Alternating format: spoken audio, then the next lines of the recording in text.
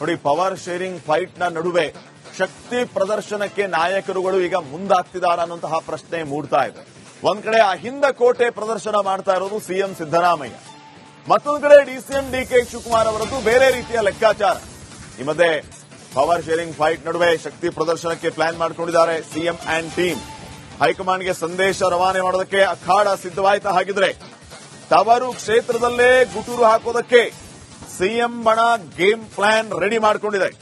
ಕುರ್ಚಿ ಬಚಾವ್ಗೆ ಅಹಿಂದ ಅಸ್ತ್ರವನ್ನ ಹೂಡಿದ್ರ ಸಿದ್ದರಾಮಯ್ಯ.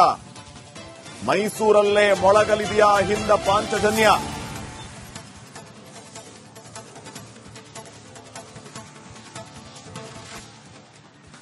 ಕುರ್ಚಿ ಕಾಳಗದ ನಡುವೆ ಅಹಿಂದ ಸಮಾವೇಶಕ್ಕೆ ಈಗ ಸಿದ್ದರಾಮಯ್ಯ ಬಣದ ನಾಯಕರುಗಳು ಮುಂದಾಗ್ತಾ ಇದ್ದಾರೆ. ಈ ಅಹಿಂದ ಸಮಾವೇಶದ ಮೂಲಕ ಮತ್ತೆ ಸಂದೇಶ ಕೊಡೋದು. ಈ ಹಿಂದೆನೇ ಸಮಾವೇಶ ಮಾಡಬೇಕು ಅಂತ ಎಲ್ಲಾ ರೀತಿ ತಯಾರಿಯನ್ನ ಮಾಡಿಕೊಂಡಿದ್ರು, ಆದ್ರೆ ಸಮಾವೇಶ ಕಾರಣಾಂತರಗಳಿಂದ ಆಗಲಿಲ್ಲ.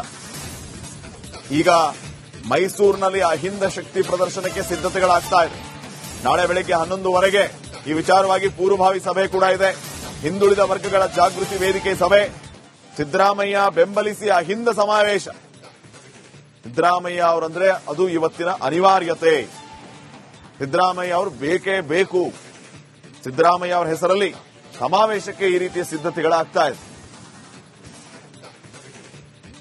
ಇನ್ನಷ್ಟು ಅಪ್ಡೇಟ್ಸ್ ಅನ್ನ ಕೊಡ್ತಾರೆ ಪ್ರತಿನಿಧಿ ವಿನೋದ್. ಈಗ ನೇರ ಸಂಪರ್ಕದಲ್ಲಿ ಜಾಯ್ನ್ ಆಗಿದ್ದಾರೆ. ವಿನೋದ್, ಸಮಾವೇಶದ ಮೂಲಕ ಸಂದೇಶ ಕೊಡುವಂತಹ ಕೆಲಸ ಈ ಹಿಂದೆಯೂ ಕೂಡ ಇದೇ ರೀತಿಯ ಪ್ರಯತ್ನಗಳಾಗಿದ್ವು, ಆದರೆ ಅದನ್ನು ತಡೆಯುವಂತಹ ಕೆಲಸಗಳು ಆದವು ಕೆಲವರಿಂದ. ಈಗ ಮತ್ತೆ ಅದೇ ರೀತಿಯ ಕೆಲಸಕ್ಕೆ ಮುಂದಾಗ್ತಿದ್ದಾರೆ. ಸಾಧ್ಯ ಆಗುತ್ತಾ? ಇದು ಏನು ಅಪ್ಡೇಟ್ಸ್ ಕೊಡ್ತೀರಿ?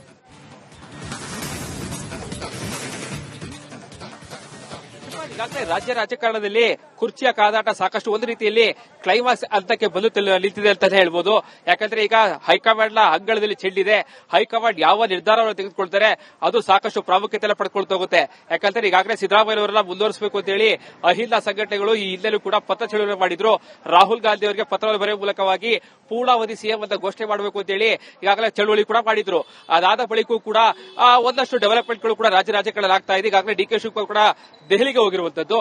ಸೊ ಈ ಒಂದು ಹಿನ್ನೆಲೆಯಲ್ಲಿ ಈಗಾಗಲೇ ಅಹಿಂದ ಸಂಘಟನೆಗಳು ಸಿದ್ದರಾಮಯ್ಯವರ ಬೆಲೆಗೆ ನಿಂತಿರುವಂತದ್ದು. ಸಿದ್ದರಾಮಯ್ಯವರಿಗೆ ಯಾವಾಗೆಲ್ಲ ಕಷ್ಟ ಬರುತ್ತೆ ಆಗೆಲ್ಲವೂ ಕೂಡ ಅಹಿಂದ ಸಂಘಟನೆ ಮೊದಲಿನಿಂದಲೂ ಕೂಡ ಅವರ ಬೆಲೆಗೆ ನಿಂತ್ಕೊಂಡು ಬರ್ತಾ ಇದೆ. ಯಾವಾಗ 2018ರಲ್ಲೂ ಕೂಡ ಏನು ಸಿದ್ದರಾಮೋತ್ಸವವನ್ನು ಮಾಡಿದ್ರು ಆ ಸಂದರ್ಭದಲ್ಲೂ ಕೂಡ ಲಕ್ಷಾಂತರ ಜನರು ಕೂಡ ಸಿದ್ದರಾಮಯ್ಯವರ ಹುಟ್ಟುಹಬ್ಬದ ನೆಪದಲ್ಲಿ ದೊಡ್ಡ ಮಟ್ಟದ ಸಮಾವೇಶನ ಮಾಡಿ ಆ ಒಂದು ಸಮಾವೇಶಕ್ಕೆ ರಾಹುಲ್ ಗಾಂಧಿ ಅವರು ಬಂದಿದ್ರು. ಅಲ್ಲಿ ಸಿದ್ದರಾಮಯ್ಯವರು ಒಂದು ದೊಡ್ಡ ಮಟ್ಟದ ಮೆಸೇಜ್ ಅನ್ನು ಕೂಡ ಕೊಟ್ಟಿದ್ರು. ಅದಾದ ಬಳಿಕ ಮತ್ತೊಮ್ಮೆ ಈಗ ಅವರು ಮುಖ್ಯಮಂತ್ರಿ ಆಗಿದ್ದಾರೆ. ಈಗ ಅದೇ ಮಾದರಿಯಲ್ಲಿ ಸಿಎಂ ತವರು ಜಿಲ್ಲೆ ಮೈಸೂರಿನಲ್ಲಿ ಜನವರಿ 2ನೇ ವಾರ ಅಥವಾ 3ನೇ ವಾರದಲ್ಲಿ ಒಂದು ಬೃಹತ್ ಸಮಾವೇಶ ಮಾಡೋದಕ್ಕೂ ಕೂಡ ಈಗಾಗಲೇ ಸಿದ್ಧತೆಗಳನ್ನ ಮಾಡ್ಕೊಳ್ತಾ ಇದ್ದಾರೆ.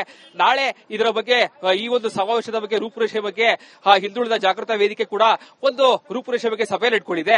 ಆ ಒಂದು ಸಭೆಯಲ್ಲಿ ಕೂಡ ಈಗಾಗಲೇ ಸಿದ್ದರಾಮಯ್ಯರ ಬೆಂಬಲಿಗರು ಜೊತೆಗೆ ಅಹಿಂದ ಪರ ಸಂಘಟನೆ ಯಾರ ಮುಖಂಡರಿದ್ದಾರೆ ಅವರೆಲ್ಲರೂ ಕೂಡ ನಾಳೆ ಆ ಒಂದು ಸಭೆಯಲ್ಲಿ ಭಾಗಿಯಾಗ್ತಾ ಇದ್ದಾರೆ. ಬಹಳ ಪ್ರಮುಖವಾಗಿ ಆ ಒಂದು ಸಭೆಯನ್ನು ಮಾಡುವ ಮೂಲಕವಾಗಿ ಸಿಎಂ ತವರು ಜಿಲ್ಲೆ ಮೈಸೂರಿನಿಂದಲೇ ಕಾಂಗ್ರೆಸ್ನ ಹೈಕಮಾಂಡ್ಗೆ ಒಂದು ರೀತಿಯ ದೊಡ್ಡ ಮಟ್ಟದ ಮೆಸೇಜ್ ಅನ್ನು ಕೊಡೋದಕ್ಕೆ ಈಗಾಗಲೇ ಅಹಿಂದ ಸಂಘಟನೆಗಳು ಕೂಡ ಮುಂದಾಗ್ತಾ ಇರುವಂತದ್ದು. ರಾಜ್ಯದಲ್ಲಿ ಅಹಿಂದ ಸಂಘಟನೆಗಳು ಮತಗಳು ಸಾಕಷ್ಟು ಪ್ರಾಮುಖ್ಯತೆ ಪಡ್ಕೊಳ್ತಾ ಹೋಗುತ್ತೆ. ಅಹಿಂದ ಮತಗಳು ಕ್ರೋಢೀಕರಣ ಆದ್ರೆ ಯಾವ ರೀತಿಯಾದಂತಹ ಒಂದು ಮೆಸೇಜ್ ಹೋಗುತ್ತೆ ಅನ್ನೋದನ್ನ ಕಾಂಗ್ರೆಸ್ನ ಹೈಕಮಾಂಡ್ಗೆ ಮನವರಿಕೆ ಮಾಡಿಕೊಡಬೇಕು. ಜೊತೆಗೆ ಸಿದ್ದರಾಮಯ್ಯವರು ಬೆಳೆದಂತಹ ದಾರಿ ಇರಬಹುದು, ಜೊತೆಗೆ ಅವರನ್ನ ಬದಲಾವಣೆ ಮಾಡಿದ್ರೆ ಯಾವೆಲ್ಲ ಕಷ್ಟಗಳಾಗುತ್ತೆ ಅದೆಲ್ಲವನ್ನು ಕೂಡ ಕೂಲಂಕುಷವಾಗಿ ಕಾಂಗ್ರೆಸ್ನ ಹೈಕಮಾಂಡ್ಗೆ ತಿಳಿಸುವಂತಹ ಕೆಲಸವನ್ನ ಈಗಾಗಲೇ ಅಹಿಂದ ಸಂಘಟನೆಗಳು ಮಾಡ್ತಾ ಇರುವಂತದ್ದು. ಈಗಾಗಲೇ ಸಿದ್ದರಾಮಯ್ಯರು ಕೂಡ ಕಡಾಖಂಡಿತವಾಗಿ ಹೈಕಮಾಂಡ್ ನಿರ್ಧಾರಕ್ಕೆ ನಾನು ಬದ್ಧ ಅಂತ ಹೇಳಿದ್ದಾರೆ. ಸೊ ಹೀಗಾಗಿ ರಾಹುಲ್ ಗಾಂಧಿ ಅವರ ಮೇಲೆ ಒಂದಷ್ಟು ನಂಬಿಕೆಯಲ್ಲಿ ಈಗಾಗಲೇ ಸಿದ್ದರಾಮಯ್ಯ ಇಟ್ಕೊಂಡಿದ್ದಾರೆ. ಸೊ ಹೀಗಾಗಿ ರಾಹುಲ್ ಗಾಂಧಿ ಅವರಿಗೂ ದೊಡ್ಡ ಮಟ್ಟದ ಮೆಸೇಜ್ ಅನ್ನು ಕೊಡಬೇಕು. ಸೊ ಹೀಗಾಗಿ ಅಹಿಂದ ಸಂಘಟನೆಗಳು ಕೂಡ ಮೊದಲಿಗೆ ಮೈಸೂರಲ್ಲಿ ಸಮಾವೇಶ ಮಾಡಿದ ನಂತರದಲ್ಲಿ ಪ್ರತಿ ಜಿಲ್ಲೆಯಲ್ಲೂ ಕೂಡ ಸಮಾವೇಶ ಮಾಡೋದಕ್ಕೆ ಒಂದು ಸಿದ್ಧತೆಗಳನ್ನ ಮಾಡ್ಕೊಳ್ತಾ ಇದ್ದಾರೆ. ಸೊ ಹೀಗಾಗಿ ಕಾಂಗ್ರೆಸ್ನ ಹೈಕಮಾಂಡ್ ಯಾವ ಒಂದು ನಿರ್ಧಾರವನ್ನು ತೆಗೆದುಕೊಳ್ಳುತ್ತೆ ಅದು ಪ್ರಾಮುಖ್ಯತೆ ಪಡೆದುಕೊಳ್ತಾ ಹೋಗುತ್ತೆ. ಸೊ ಹೀಗಾಗಿ ಯಾವುದೇ ನಿರ್ಧಾರವನ್ನು ತೆಗೆದುಕೊಳ್ಳೋಕೆ ಮುಂಚೆ 10 ಬಾರಿ ಯೋಚನೆ ಮಾಡಬೇಕಾದಂತಹ ಪರಿಸ್ಥಿತಿ ಈಗ ಕಾಂಗ್ರೆಸ್ ಹೈಕಮಾಂಡ್ಗೆ ಬಂದಿದೆ. ಸೊ ಹೀಗಾಗಿ ಅಹಿಂದ ಸಂಘಟನೆಗಳು ಪ್ರತಿಯೊಂದು ಹೆಜ್ಜೆಯಲ್ಲೂ ಕೂಡ ಸಾಕಷ್ಟು 100 ಬಾರಿ ಯೋಚನೆ ಮಾಡಿ ಹಾಕ್ತಾ ಇರುವಂತದ್ದು. ಸೊ ಹೀಗಾಗಿ ಕಾಂಗ್ರೆಸ್ಗೆ ಒಂದು ದೊಡ್ಡ ಮಟ್ಟದ ತಲೆನೋವು ಈಗ ಬಂದಿರುವಂತದ್ದು. ಸೊ ಹೀಗಾಗಿ ಯಾವ ತೀರ್ಮಾನವನ್ನು ತೆಗೆದುಕೊಳ್ತಾ ಇರೋದು ಈಗ ಸಾಕಷ್ಟು ಪ್ರಾಮುಖ್ಯತೆ ಪಡ್ಕೊಳ್ತಾ ಹೋಗುತ್ತೆ. ಶ್ರೀಪಾದ್.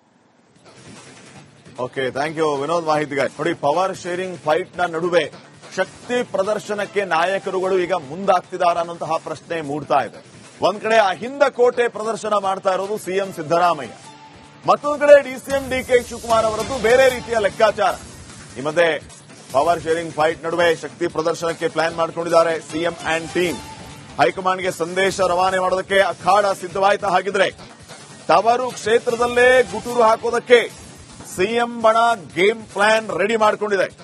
ಕುರ್ಚಿ ಬಚಾವ್ಗೆ ಅಹಿಂದ ಅಸ್ತ್ರವನ್ನ ಹೂಡಿದ್ರ ಸಿದ್ದರಾಮಯ್ಯ. ಮೈಸೂರಲ್ಲೇ ಮೊಳಗಲಿದೆಯಾ ಅಹಿಂದ ಪಾಂಚಜನ್ಯ?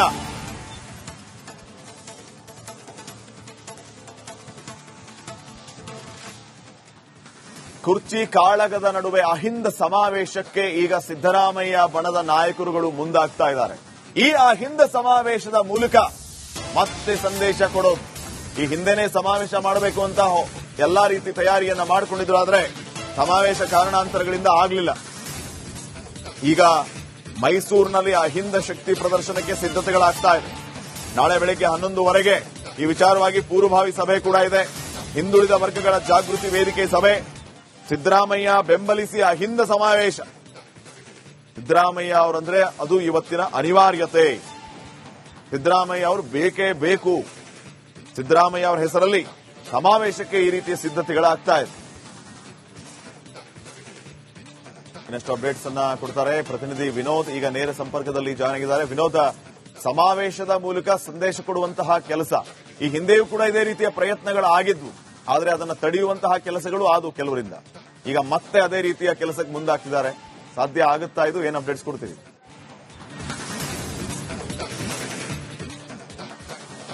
ಈಗಾಗಲೇ ರಾಜ್ಯ ರಾಜಕಾರಣದಲ್ಲಿ ಕುರ್ಚಿಯ ಕಾದಾಟ ಸಾಕಷ್ಟು ಒಂದು ರೀತಿಯಲ್ಲಿ ಕ್ಲೈಮ್ಯಾಕ್ಸ್ ಹಂತಕ್ಕೆ ಬಂದು ನಿಂತಿದೆ ಅಂತಾನೆ ಹೇಳ್ಬೋದು. ಯಾಕಂದ್ರೆ ಈಗ ಹೈಕಮಾಂಡ್ನ ಅಂಗಳದಲ್ಲಿ ಚೆಲ್ಲಿದೆ. ಹೈಕಮಾಂಡ್ ಯಾವ ನಿರ್ಧಾರವನ್ನು ತೆಗೆದುಕೊಳ್ತಾರೆ ಅದು ಸಾಕಷ್ಟು ಪ್ರಾಮುಖ್ಯತೆ ಪಡ್ಕೊಳ್ತಾ ಹೋಗುತ್ತೆ. ಯಾಕಂದ್ರೆ ಈಗಾಗಲೇ ಸಿದ್ದರಾಮಯ್ಯವರನ್ನ ಮುಂದುವರಿಸಬೇಕು ಅಂತ ಹೇಳಿ ಅಹಿಂದ ಸಂಘಟನೆಗಳು ಈ ಹಿಂದೆಲೂ ಕೂಡ ಪತ್ರ ಚಳುವಳಿ ಮಾಡಿದ್ರು. ರಾಹುಲ್ ಗಾಂಧಿ ಅವರಿಗೆ ಪತ್ರವನ್ನು ಬರೆಯುವ ಮೂಲಕವಾಗಿ ಪೂರ್ಣಾವಧಿ ಸಿಎಂ ಅಂತ ಘೋಷಣೆ ಮಾಡಬೇಕು ಅಂತ ಹೇಳಿ ಈಗಾಗಲೇ ಚಳುವಳಿ ಕೂಡ ಮಾಡಿದ್ರು. ಅದಾದ ಬಳಿಕೂ ಕೂಡ ಒಂದಷ್ಟು ಡೆವಲಪ್ಮೆಂಟ್ಗಳು ಕೂಡ ರಾಜ್ಯ ರಾಜಕಾರಣ ಆಗ್ತಾ ಇದೆ. ಈಗಾಗಲೇ ಡಿಕೆ ಶಿವಕುಮಾರ್ ಕೂಡ ದೆಹಲಿಗೆ ಹೋಗಿರುವಂತದ್ದು. ಸೊ ಈ ಒಂದು ಹಿನ್ನೆಲೆಯಲ್ಲಿ ಈಗಾಗಲೇ ಅಹಿಂದ ಸಂಘಟನೆಗಳು ಸಿದ್ದರಾಮಯ್ಯವರ ಬೆಲೆಗೆ ನಿಂತಿರುವಂತದ್ದು. ಸಿದ್ದರಾಮಯ್ಯಗೆ ಯಾವಾಗೆಲ್ಲ ಕಷ್ಟ ಬರುತ್ತೆ ಆಗೆಲ್ಲವೂ ಕೂಡ ಅಹಿಂದ ಸಂಘಟನೆ ಮೊದಲಿನಿಂದಲೂ ಕೂಡ ಅವರ ಬೆಲೆಗೆ ನಿಂತ್ಕೊಂಡು ಬರ್ತಾ ಇದೆ. ಯಾವಾಗ 2018ರಲ್ಲೂ ಕೂಡ ಏನು ಸಿದ್ದರಾಮೋತ್ಸವವನ್ನು ಮಾಡಿದ್ರು ಆ ಸಂದರ್ಭದಲ್ಲೂ ಕೂಡ ಲಕ್ಷಾಂತರ ಜನರು ಕೂಡ ಸಿದ್ದರಾಮಯ್ಯವರ ಹುಟ್ಟುಹಬ್ಬದ ನೆಪದಲ್ಲಿ ದೊಡ್ಡ ಮಟ್ಟದ ಸಮಾವೇಶ ಮಾಡಿ ಆ ಒಂದು ಸಮಾವೇಶಕ್ಕೆ ರಾಹುಲ್ ಗಾಂಧಿ ಅವರು ಬಂದಿದ್ರು. ಅಲ್ಲಿ ಸಿದ್ದರಾಮಯ್ಯವರು ಒಂದು ದೊಡ್ಡ ಮಟ್ಟದ ಮೆಸೇಜ್ ಅನ್ನು ಕೂಡ ಕೊಟ್ಟಿದ್ರು. ಅದಾದ ಬಳಿಕ ಮತ್ತೊಮ್ಮೆ ಈಗ ಅವರು ಮುಖ್ಯಮಂತ್ರಿ ಆಗಿದ್ದಾರೆ. ಈಗ ಅದೇ ಮಾದರಿಯಲ್ಲಿ ಸಿಎಂ ತವರು ಜಿಲ್ಲೆ ಮೈಸೂರಿನಲ್ಲಿ ಜನವರಿ 2ನೇ ವಾರ ಅಥವಾ 3ನೇ ವಾರದಲ್ಲಿ ಒಂದು ಬೃಹತ್ ಸಮಾವೇಶ ಮಾಡೋದಕ್ಕೂ ಕೂಡ ಈಗಾಗಲೇ ಸಿದ್ಧತೆಗಳನ್ನ ಮಾಡ್ಕೊಳ್ತಾ ಇದ್ದಾರೆ. ನಾಳೆ ಇದರ ಬಗ್ಗೆ ಈ ಒಂದು ಸಮಾವೇಶದ ಬಗ್ಗೆ ರೂಪುರೇಷೆ ಬಗ್ಗೆ ಹಿಂದುಳಿದ ಜಾಗೃತ ವೇದಿಕೆ ಕೂಡ ಒಂದು ರೂಪುರೇಷೆ ಬಗ್ಗೆ ಸಭೆಯಲ್ಲಿ ಇಟ್ಕೊಂಡಿದೆ. ಆ ಒಂದು ಸಭೆಯಲ್ಲಿ ಕೂಡ ಈಗಾಗಲೇ ಸಿದ್ದರಾಮಯ್ಯರ ಬೆಂಬಲಿಗರು ಜೊತೆಗೆ ಅಹಿಂದ ಪರ ಸಂಘಟನೆ ಯಾರ ಮುಖಂಡರಿದ್ದಾರೆ ಅವರೆಲ್ಲರೂ ಕೂಡ ನಾಳೆ ಆ ಒಂದು ಸಭೆಯಲ್ಲಿ ಭಾಗಿಯಾಗ್ತಾ ಇದ್ದಾರೆ. ಬಹಳ ಪ್ರಮುಖವಾಗಿ ಆ ಒಂದು ಸಭೆಯನ್ನ ಮಾಡುವ ಮೂಲಕವಾಗಿ ಸಿಎಂ ತವರು ಜಿಲ್ಲೆ ಮೈಸೂರಿನಿಂದಲೇ ಕಾಂಗ್ರೆಸ್ನ ಹೈಕಮಾಂಡ್ಗೆ ಒಂದು ರೀತಿಯ ದೊಡ್ಡ ಮಟ್ಟದ ಮೆಸೇಜ್ ಅನ್ನು ಕೊಡೋದಕ್ಕೆ ಈಗಾಗಲೇ ಅಹಿಂದ ಸಂಘಟನೆಗಳು ಕೂಡ ಮುಂದಾಗ್ತಾ ಇರುವಂತದ್ದು. ರಾಜ್ಯದಲ್ಲಿ ಅಹಿಂದ ಸಂಘಟನೆಗಳು ಮತಗಳು ಸಾಕಷ್ಟು ಪ್ರಾಮುಖ್ಯತೆ ಪಡೆದುಕೊಳ್ತಾ ಹೋಗುತ್ತೆ. ಅಹಿಂದ ಮತಗಳು ಕ್ರೋಢೀಕರಣ ಆದ್ರೆ ಯಾವ ರೀತಿಯಾದಂತಹ ಒಂದು ಮೆಸೇಜ್ ಹೋಗುತ್ತೆ ಅನ್ನೋದನ್ನ ಕಾಂಗ್ರೆಸ್ನ ಹೈಕಮಾಂಡ್ಗೆ ಮನವರಿಕೆ ಮಾಡಿಕೊಡ್ಬೇಕು.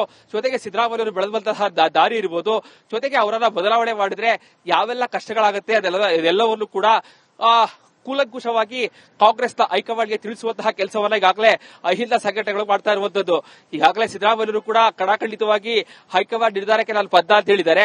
ಸೊ ಹೀಗಾಗಿ ರಾಹುಲ್ ಗಾಂಧಿ ಅವರ ಮೇಲೆ ಒಂದಷ್ಟು ನಂಬಿಕೆಯಲ್ಲಿ ಈಗಾಗಲೇ ಸಿದ್ದರಾಮಯ್ಯ ಇಟ್ಕೊಂಡಿದ್ದಾರೆ. ಸೊ ಹೀಗಾಗಿ ರಾಹುಲ್ ಗಾಂಧಿ ಅವರಿಗೂ ದೊಡ್ಡ ಮಟ್ಟದ ಮೆಸೇಜ್ ಅನ್ನು ಕೊಡಬೇಕು.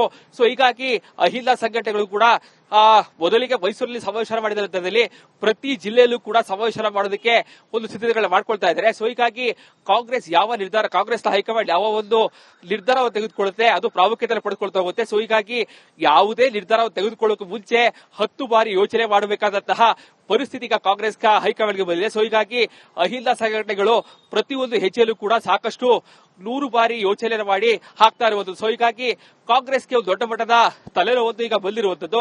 ಸೊ ಹೀಗಾಗಿ ಯಾವ ತೀರ್ಮಾನವನ್ನು ತೆಗೆದುಕೊಳ್ತಾ ಇರೋದು ಈಗ ಸಾಕಷ್ಟು ಪ್ರಾಮುಖ್ಯತೆ ಪಡ್ಕೊಳ್ತಾ ಹೋಗುತ್ತೆ. Shripad. Okay, thank you Vinod ಮಾಹಿತಿ